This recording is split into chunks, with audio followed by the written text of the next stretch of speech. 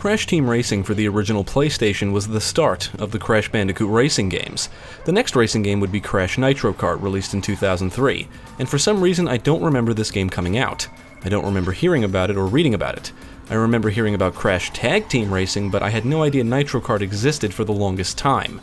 Developed by Vicarious Visions and published by Universal Interactive, Crash Nitro Kart was released for the Game Boy Advance, GameCube, PlayStation 2, and Xbox in November 2003, and the N-Gage in July 2004. For this review, I played the Xbox version. Crash Nitro Kart is a kart racing game a lot like Crash Team Racing. In fact, I've read it's an indirect sequel. So let's take a look and see if Nitro Kart manages to retain the fun gameplay of its predecessor. The story here goes that Crash and his friends are abducted by aliens and brought to a large coliseum where they learn the galaxy is ruled by an alien known as Emperor Velo. He wants teams to race for his own entertainment. If the Earthlings can't win races, he will destroy the planet. The story is presented with cartoony cutscenes and decent voice acting that matches the cartoony look and feel the game is going for. The game does have multiple endings, which depends on what team you choose.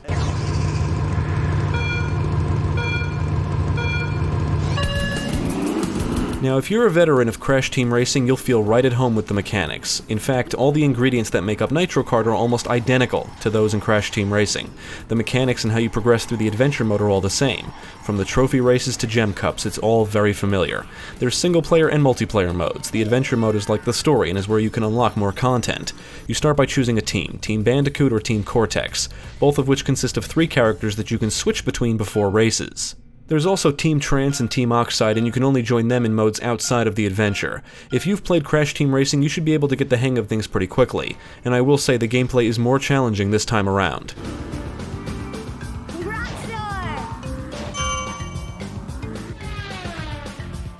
Each character has different stats in speed, acceleration, and turn. You can accelerate, brake, drive in reverse, hop, and power slide. Hopping off ramps and inclines gets you hang time, which results in a boost when you land. And you can once again perform a power slide boost by sliding until the turbo meter turns red and then pressing a button to activate the boost. You can do this 3 times in a row during a slide. Your kart will transform when driving over anti-gravity parts of the tracks. It doesn't really affect anything, but it does look cool. One of the more interesting aspects of Nitro Kart is the team-based racing. In the adventure mode, you're part of a team, and a member of your team will participate in races with you. You cannot attack them with items, and they will often take the lead or get in your way, which becomes annoying when you're trying to attack another opponent not on your team. If you remain in close proximity of your teammate, your team meter will charge up, and when fully charged, you can activate Team Frenzy, where you temporarily have access to unlimited items. It can help you overtake opponents if you're trailing behind, but that also depends on the items you get. In the adventure mode, you'll drive around hub worlds complete with warp pads to different tracks. You have to win the trophies in a world before you can race that world's champion or boss. You're rewarded with keys for beating the champions, and the keys are used to unlock gates to the other worlds. Beating champions also unlocks their respective worlds' relic races and CNK challenges. In relic races, the goal is to set the fastest time possible, and to aid you are time crates scattered around that stop the clock when broken. Completing CNK challenges rewards you with tokens. You need to collect the letters C and K scattered around the tracks. They are usually in hard-to-reach areas, and this time around they really are. Getting to some of these locations can be a pain in the ass. Then there are the crystal arenas, where the objective is to acquire all of the crystals in the arenas before time runs out. Acquiring enough tokens of a specific color unlocks that token color's gem cup, which consists of multiple races where you're awarded points based on your finishing position. The racer with the most points at the end of the cup wins, and winning gem cups unlocks new characters. Almost all of the items from the previous game return. You can fire tracking missiles, unleash bowling bombs, slow all your opponents down with the entropy clock, blow past opponents with the turbo or invincibility mask items, drop explosive crates, and protect yourself with the power shield, which can no longer be fired as a projectile. Exclusive to the battle mode are the super engine, invisibility, and red-eye missile items. Items can be juiced up by collecting 10 Wumpa fruits, which are required by breaking the appropriate crates. Also, racers that get hit can drop Wumpa fruits. Breaking X crates rewards you with 3 of the same item. New to the arsenal is Ice Mines, which is similar to the beakers from Crash Team Racing. When juiced up, the racer will be covered in ice, slowing them down. The static orb can be placed on the track to slow racers down, and when juiced up, their controls will be reversed. Finally, there's the Tornado Top, which acts like the warp orb from the previous game.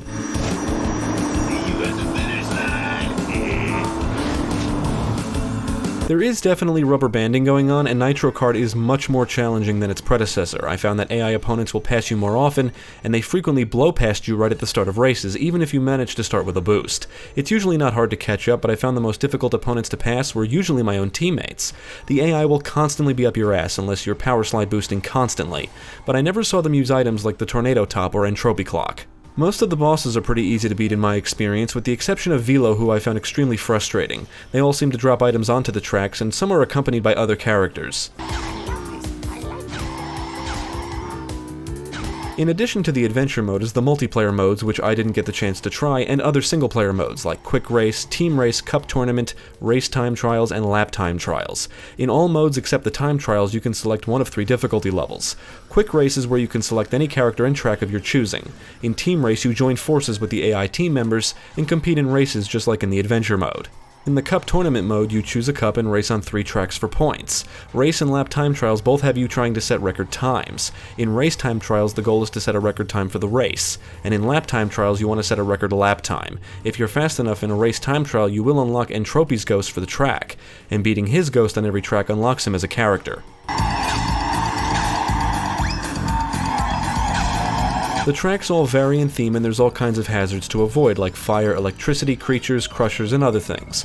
You can fall off ledges, you'll slow down when driving off-road, and boost pads will give you a burst of speed. There are shortcuts you can utilize, and the C and K challenges usually force you to take the alternate paths, because that's where the letters are. You'll slide on ice, slow down in mud, and breaking exclamation point crates will activate something on the track, like hazards or boost pads. The later tracks have more twists, turns, and hazards. The early tracks are easy enough, but many of the later tracks resulted in a lot of trial and error until I memorized them, and that's partly due to the AI being more challenging. Crash Nitro Kart employs a colorful and cartoony visual presentation with detailed tracks. However, I found many of the visual effects like explosions to be lackluster, and some of the animations, especially of opponents, to appear choppy. The backgrounds are detailed, the weather effects in some tracks look cool, and the game has enough visual variety to keep things interesting. The music is whimsical and upbeat, but I didn't find the soundtrack as memorable as that of Crash Team Racing, and the sound effects are lacking. Characters will shout and spout lines during races, but many of the other effects, like the sounds of carts and explosions, aren't loud enough and just don't sound satisfying. On the technical side, the frame rate did dip frequently. It becomes noticeable when there's a lot of action on screen and weather effects, and happens more often on certain tracks. Also, the game crashed on me once.